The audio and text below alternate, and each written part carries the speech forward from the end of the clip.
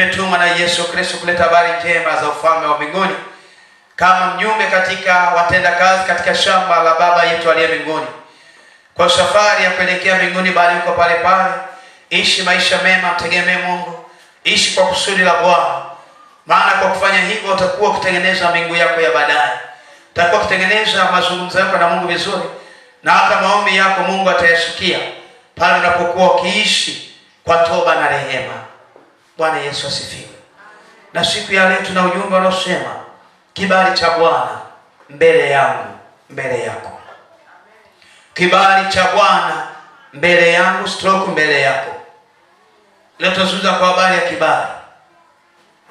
Siku zote shetani ana tabia ya kuzuia kibali cha kwako. Anazuia kitu kinachoitwa kibali kwenye maisha yako, usionekane kwa watu. Kuna aina nyingi za kukosa kibali. Kuna kibali cha kukosa ndoa, kuna kibali cha kukosa watoto ambacho kimeondolewa na adui. Kuna kibali cha kukosa fedha, unapita nyakati ngumu. Kuna kibali cha kukosa mahusiano yako mazuri na watu, kukosa kibali. Lakini leo tutasema kwamba namna ambavyo Mungu huwa anaachilia kibali mbele ya maisha yetu. Samueli wa kwanza sura ya 2 mstari wa 26 mpaka 27. Samueli wa kwanza sura ya 2 mstari 26 na 27.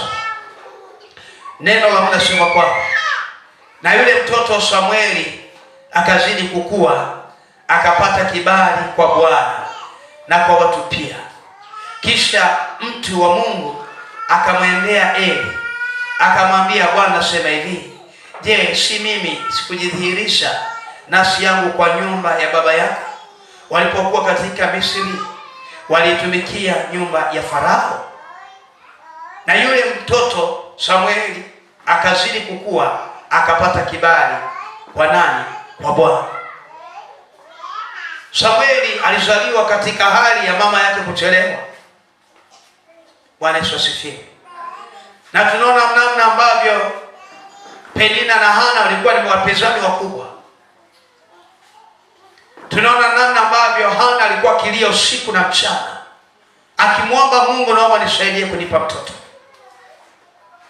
Tunamwona Eli mume wake namna kuna wakati alimkashifu mke wake, alipoona ananena kwa lugha mpaka midomo inatetemeka, akamwambia, utaendelea kunywa divai hivi mpaka lini, na ulevi wako kunywa divai?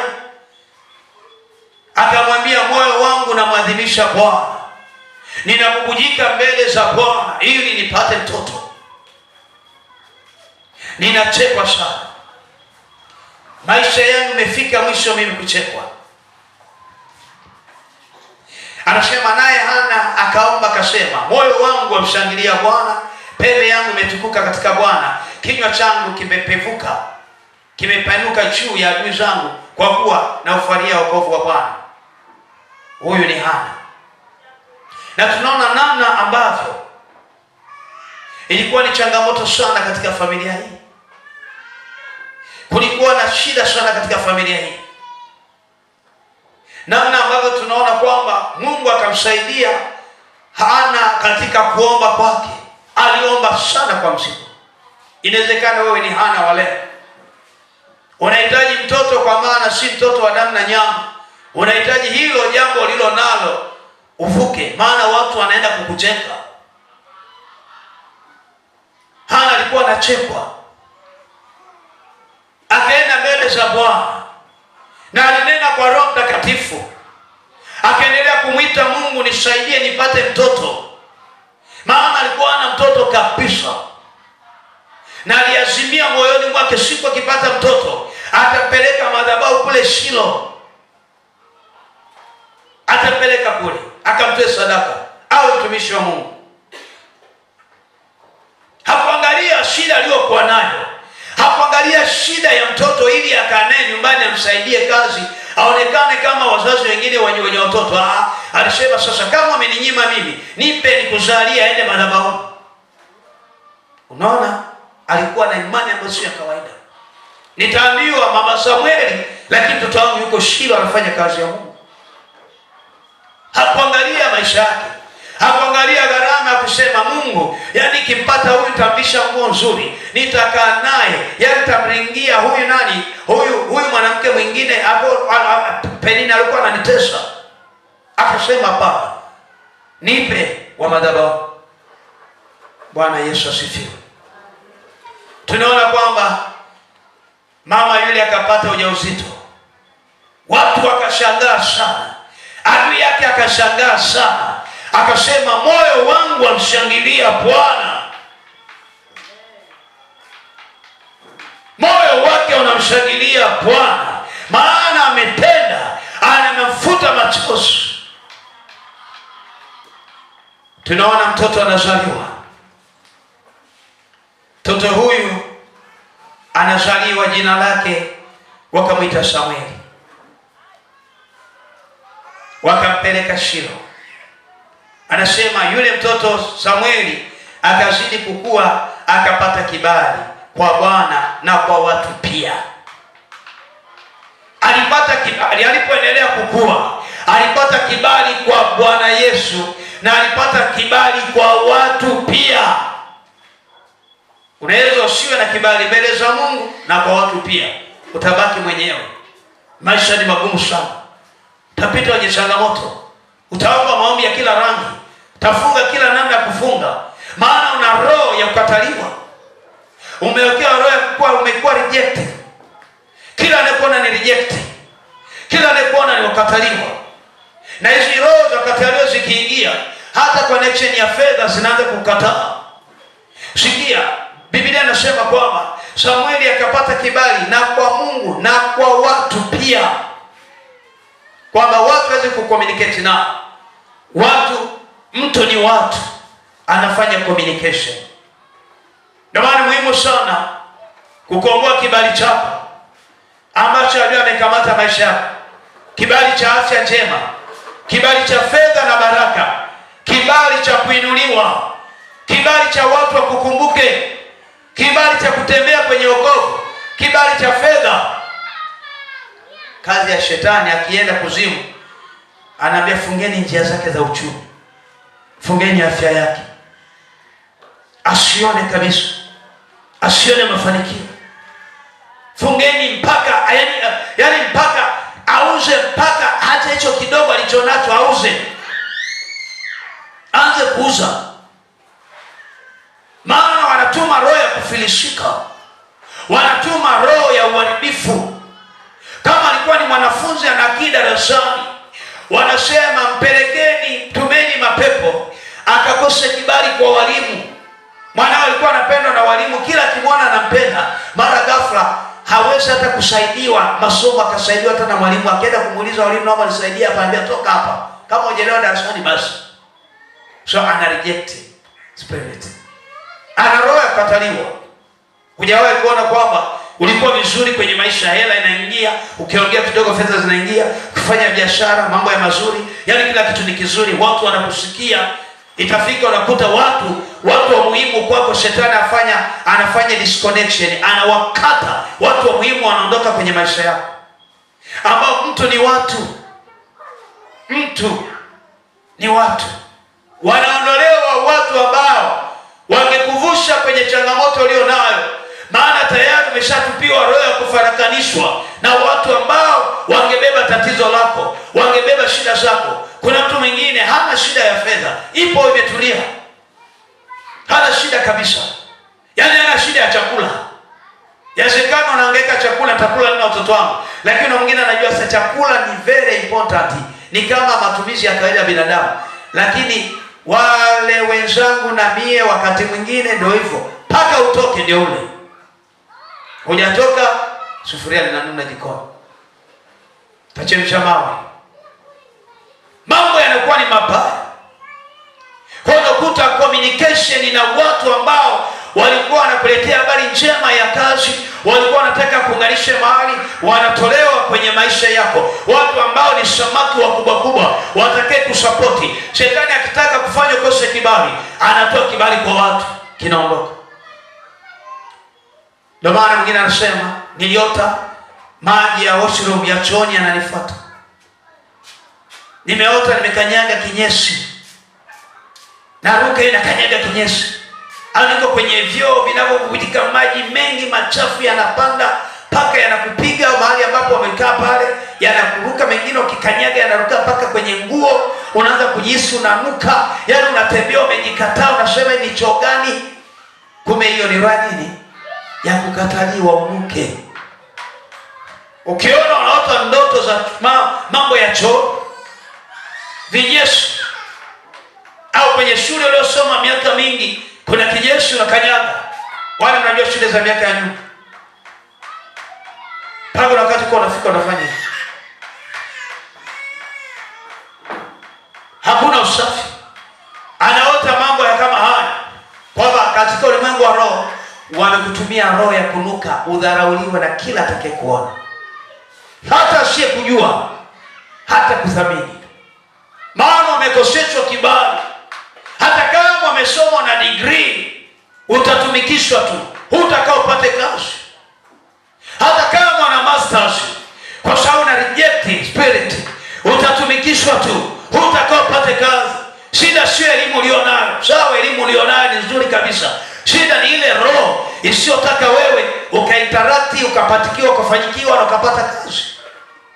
Shida sio biashara iko kwenye eneo baya. Shida ni kwamba wamekufunga wateja waondoke kwenye biashara, ule mtaji ubaki hamna kitu. Shida sio kwamba mume wako akupenya, wamekutupia roho kukataliwa. Akienda nje anaona watu wazuri, akija kwako anakuchukia, hakupendi hata kukuona.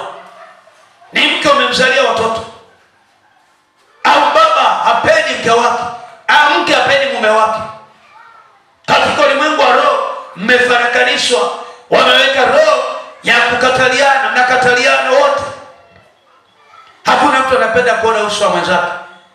Ni bora kakutana mtu mwingine, lakini si mtoto, si mke au si mume wake, kwa sababu kuna roho ya mafarakano imeingia, roho ya kukosa kibali imeingia. Bwana Yesu asifiwe.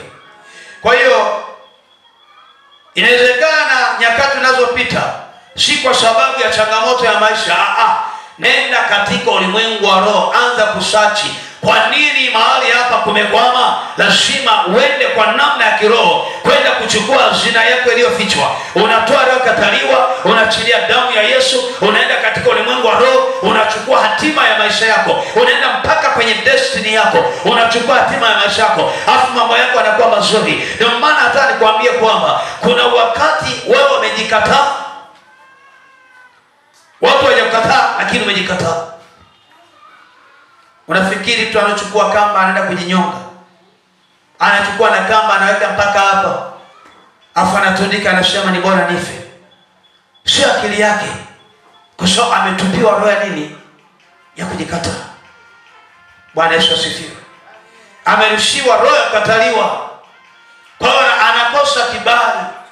Kila mahali anapokuwa anakuwa anakosa kibali, au anapokuwa anatamani bora nife tu, bora nife tu. Kwa nini maisha haya? Kwa nini mimi nateseka peke yangu? Yaani mimi hakuna jambo linaenda, kwa sababu inawezekana kwenye familia mlikosa kibali wote, baba mkubwa mpaka mdogo, hakuna maendeleo, hakuna mafanikio, kwamba katika ulimwengu wa roho kuna laana ambao litamka akasema watoto wote wakose kibali, kila atakayezaliwa akose kibali, kila atakalofanya akose kibali.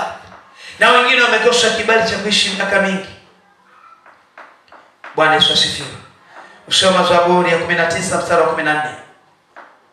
Zaburi ya 19 mstari wa 14 nasema, Zaburi 19:14 nasema, maneno ya kinywa changu na mawazo ya moyo wangu yapate kibali mbele zako, e Bwana, mwamba wangu na mwokozi wangu. Maneno ya kinywa changu na mawazo ya moyo wangu yapate kibali. Maneno ya kinywa chako wewe na mawazo ya moyo wako yapate kibali mbele za Bwana. Kwa Mungu anachoangalia, Yesu anapoangalia, huwa anaangalia kibali cha maneno. Maneno yako inawezekana unapoomba, unaomba vibaya, kuna miungu imesimama kwenye maisha yako haitaki ufanikiwe. umekoseshwa kibali. Unapoomba huwezi kupata kibali mbele za Bwana, maana kuna sadaka za miungu zilitolewa ili msije mkavuka mkafanikiwa katika uchumi. Kwa unapoenda mbele za Mungu, maneno ya kinywa chako na mawazo ya moyo wako yanakosa kibali mbele za Bwana, maana yupo anayezuia. Ipo miungu inayozuia. Ziko madhabahu zinazoweza sema hapana, huyu ni wa kwetu. Yaani huyu alishatambikiwa, alishapewa. Yaani huyu ni yaani mpaka anakufa ndio hivi, huyu ni wa kwetu. Kwa sababu Mungu naye yuko kwenye sheria, na yuko kisheria, akiangalia huwa anaangalia, akiona basi anasema basi alishauzwa kwa miungu. Basi potelea mbali na iwe hivyo. Pako pate neema ya kuingia kwenye rehema na toba. Unaingia kwenye rehema. Unaanza kuomba rehema kwenye nyumba ya baba yako. Matambiko yalifanyika na uganga, lakini anasema maneno ya kinywa chako yakipata kibali mbele za Bwana utafanikiwa. Na Bwana atakuwa mwamba na mwokozi wako. Maneno ya kinywa chako na mawazo ya moyo wako yapate kibali mbele za Bwana. Mawazo huwa yanaweza yakaingia ndani ya mtu, na yale mawazo yakafanya hivi usifanikiwe. So kile unachoangalia unaona kukwama, kile unachoangalia unaona giza, kile unalofanya unaona giza. Yaani mawazo tu yanakuambia unajua huwezi kuvuka. Mawazo yanakusemesha na kuambia huwezi kwenda mahali. Mawazo yanakuambia kwamba wewe hamna kitu. Mawazo yanakuambia kwamba wewe bwana, wewe ndio kisha habari yako. Lakini Mungu anasema tu kwamba Mungu tuwazie aliyo mema. Mungu anakuwazia aliyo mema. Yesu anakuwazia aliyo mema. Anataka ubarikiwe, hataki uaibike, hataki ulie, hataki upite kwenye nyakati ngumu. Anataka ufanikiwe kwenye maisha yako. Anataka upate kibali tokapo na ingiapo. Yesu anataka ubarikiwe. Lakini shetani kazi yake ni uchonganishi, ni uchochezi, ni uharibifu. Anataka uendelee kulia. Sema siku ya leo sitalia tena kwa jina la Yesu. Ninaomba kibali mbele za Mungu wangu. Ninaomba kibali mbele za Mungu wangu. Ninaomba rehema Bwana kwenye nyumba ya baba yangu. Ninaomba unirehemu. Ninaomba unisamehe pale ambapo nimekukosea. Naomba unitakase Bwana kwa damu ya Kalvari, kwa damu ya ushindi. Ninaomba rehema Bwana. Ninaomba utakaso wa damu ya Kalvari, utakaso wa damu ya ushindi. Simama Bwana Yesu na uweza wako na mamlaka yako, unitetee Bwana, unipiganie Bwana, nipate kibali mbele zako. Kila kilichokamatwa naenda kurejesha leo kwa kibali chako. Kamata sadaka yako, utakuja mbele kwa ajili ya maombi, afu tutaanza maombi ya kurejesha kibali cha fedha, uchumi, afya njema. Kamata sadaka yako, tuende kusemesha. Semesha sadaka yako. Sadaka wewe naambiwa, iambie sadaka yako kwambie nini, kufanyie nini. Bwana Yesu, nasogea mbele zako. Baba, hatujaja mikono mitupu. Tumekuja na sadaka, Mungu wa mbingu na nchi. Inaomba sadaka hizi kanene mema. Naomba sadaka ikafanyike upako na uwezo na mamlaka. Inaomba sadaka ikanene mema Bwana. Ikafungue milango ya baraka. Ikafungue uchumi wake. Ikafungue kila kitu cha kwake kizuri. Katika jina lako Yesu. Pokea sadaka hii Bwana. Iwe manukato nzuri. Iwe marhamu nzuri. Katika jina lako Yesu Kristo. Ikavunje kibali cha adui. Ikavunje kibali cha uchawi na ushirikina. Ikavunje kibali cha maadui na mateso na mangaiko. Ikavunje kila roho zinazotufuatilia.